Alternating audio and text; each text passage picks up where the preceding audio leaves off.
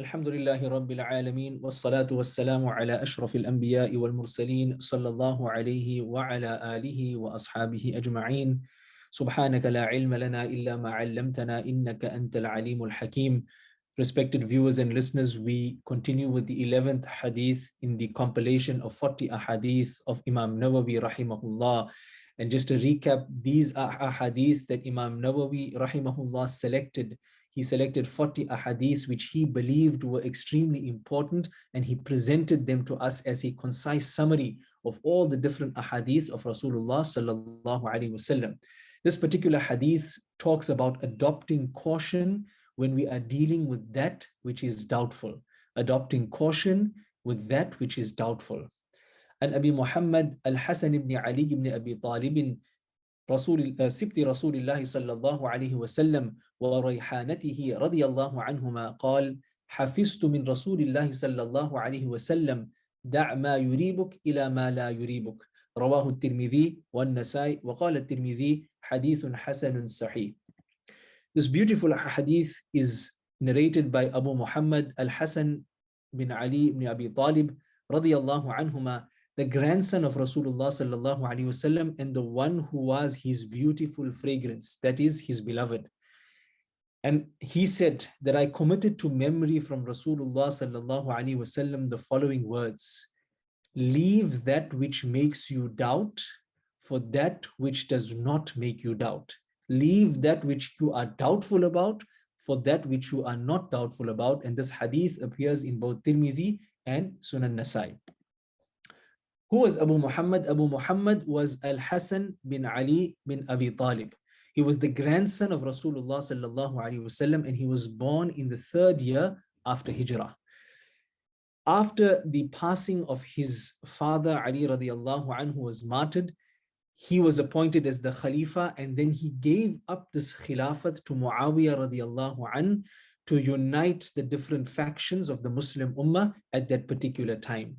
He passed away in the 50th year after Hijrah, aged 47. And he is buried alongside his mother, Fatima radiallahu anha, the daughter of Rasulullah sallallahu alaihi wasallam. The incident behind this hadith is that Hassan radiallahu anhu narrates that he was once eating some dates that had fallen on the floor, and Rasulullah sallallahu alaihi wasallam saw him and he took it out of his mouth.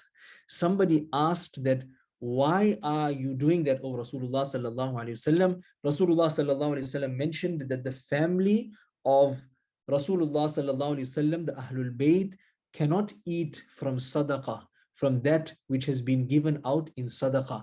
And then he narrated this particular hadith, دَعْ مَا يُرِيبُكْ إِلَى مَا لَا يُرِيبُكْ, leave that which you are in doubt about for that which you have no doubt about, which you are firm and assured of. So this hadith talks about avoiding that which is doubtful. And this is an extremely important principle in our deen.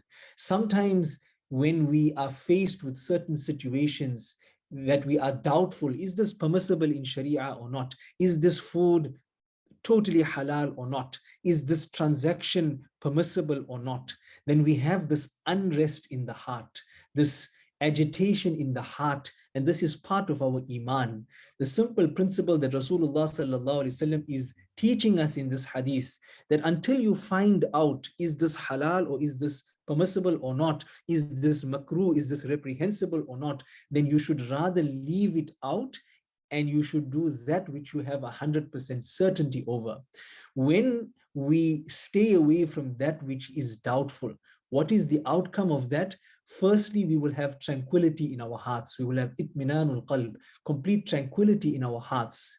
And we will become cautious in following the commands of Allah subhanahu wa ta'ala.